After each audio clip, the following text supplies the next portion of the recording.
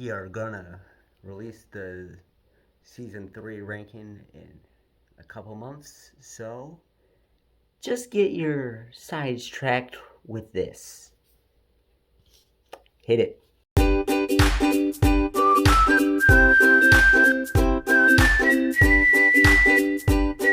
Hello, Alchemedians! And welcome to another episode. This one's more of ideas we have that would go into games and movies that we just think of. Yeah, and we are going to call this series Drawing Board. Yes, we are. And for this one, because it's so on brand for us, we're gonna tackle making a SpongeBob Lego game. Yeah, because we've always thought the Lego and SpongeBob, it's almost weird that they didn't do a collab at this point. Yeah, with all the SpongeBob games, it's kind of, and even with the Patrick game being into the Nintendo system, it's kind of refreshing to talk more about SpongeBob games and stuff that can happen Yeah. through SpongeBob content. So this is what we think it should be like, and if you like it, hit the subscribe button. Yeah. And like that video, and don't forget to share it with more people if you can, because we love you please guys. comment on video games or anything you would like to see, and we will review it and see if we can post it. And if we can think about the idea of what it can be, because this is just our full imagination going through. Yeah. So this is just blast of creativity. Okay, and so here we go. I feel like the characters, you're gonna unlock them as you continue through the adventure and go through different places. And just like in your Lego games. And in SpongeBob Truth or Square, where you unlock costumes for a specific mission or for paying enough with those coins that you collect. And just like in the other Lego games, you probably do it with the bit system, where you have to collect a certain amount of Legos to unlock that character or that costume. You can literally, I think in Lego Avengers has the most. I think it's over 100. So I think it is a good franchise to do this with. And with the many things with each character you can do in Marvel Avengers, that just can take a step up to where you can and from Lego Dimensions. If you remember Lego Dimensions, they also have it so like each character does separate things. I think there should be a very intricate story in a game like this, because they are capable of making a good story through SpongeBob. So yeah, a few characters should be unlocked through story missions, and like the Flying Dutchman, for example. Yeah, would be an awesome collection, because especially as like a DLC, or I feel like a good DLC would be Patchy. Yeah, like an extra DLC. Yeah, or Bubble Bass and Kevin. Yeah, this can go all out with all the characters and go full story with each episode that they're in. Even put in characters from the Patrick Show or Camp Coral. Yeah. I think this game could start off with just a lot of other SpongeBob games with him in his house. Yeah, first you see the horn and it blows air, and then he wakes up going, yeah. Good morning, Gary. I think it should kind of get a little meta. Also, Gary's going to be an unlockable character. That would be I feel like any SpongeBob main character, or actually side character, because they have those in Lego games where it's just a side character, like a cop or something.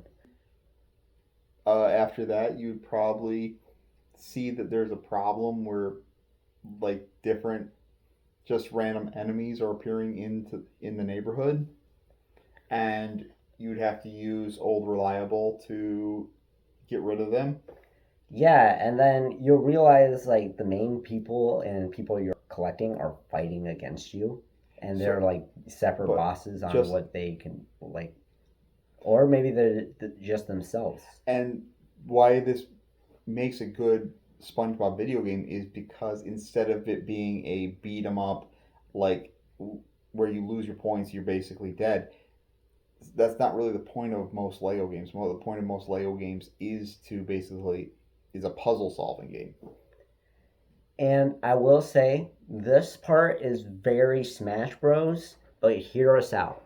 Because one main thing that nobody really talks about in SpongeBob is the hands guy. The hands guy that goes like, Hans. whoop. Yeah, Hans. I feel like that would be an epic final boss for a SpongeBob Lego game because he's always been a part of the SpongeBob series. And it'd be like he's fighting his Legos, like out from like the third person. Yeah. Another other good bosses could be people like King Triton. Adult Mermaid Man and Barnacle Boy. Yeah, the original Mermaid Man and Barnacle Boy, and they could make a joke reference about how when you get them, you fight them as a boss, and when you get them as a character, they turn old. That could. That could be like one of the boss's things for like. Man Ray could be a boss. The Dirty Bubble. Definitely. And then you'd have things like Plankton in his superhero suit, and we could have like a giant computer boss fight for Karen. Yeah. Even like Metal Crabs. Another cool fight would be to fight Patrick Man. Yeah. And use the power from Bikini Bottom Squidward for like reference for the Squidward you'd have to fight in this game. And just have the hibernation form of Sandy. Yes, that would be awesome. Honestly, like this could also be a thing where like at the end of the game when you finish everything, you unlock the bosses you can use. Yeah. So, and you would have to go around, and the stages could be like the neighborhood, the Krusty Krab area with the Krusty Krab and the Chung Bucket. But have it sectional open world. Yeah. Where you could, as soon as you open the world, it becomes accessible, and more it becomes accessible as you open it. Yeah. Kind of like what they do with Battle Bikini Bottom, Truth or Square, just all the SpongeBob games. But in a very Lego blocky area, and then like have it. Another thing could be Rock Bottom. The Goo Lagoon, the Smash, the Splatoon. Yeah. The Splatoon and the Goofy Goober. Yeah. Rock. And Glove World. And many other settings, because there are a lot of settings in a SpongeBob area. Bikini Bottom Island.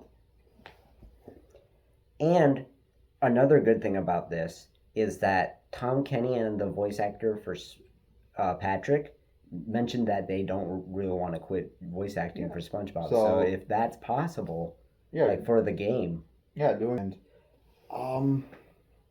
There is a lot of creativity, and I think people would actually really like a game like that. Yeah, especially when there's so many SpongeBob games that like and having mini games accessible with it, not just the main game. Like having a mall part with Pearl, where you can fight Pearl. I was going to say that Pearl can not only be an unlockable character, but she would be the person you would buy the costumes from.